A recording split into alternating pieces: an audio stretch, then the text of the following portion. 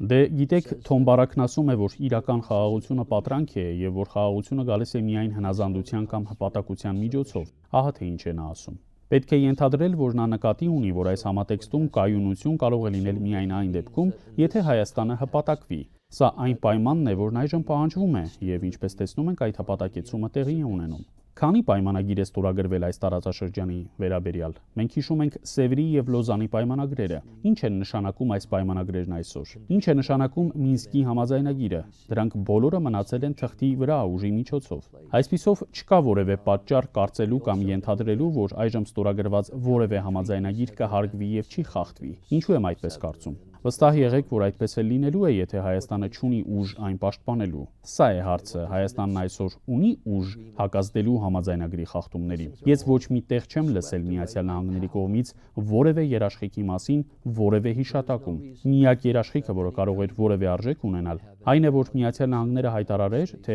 իրենք ռազմականապես կմիջամտեն խաղաղության համաձայնագիրը երաշխավորելու համար։ Եթե որևէ խախտում լինի, մենք կգանք եւ պատրաստ կլինենք ուժ կիրառելու նման խախտումները կանխելու։ Ոչ ոք այդպիսի բան չի հայտարարել։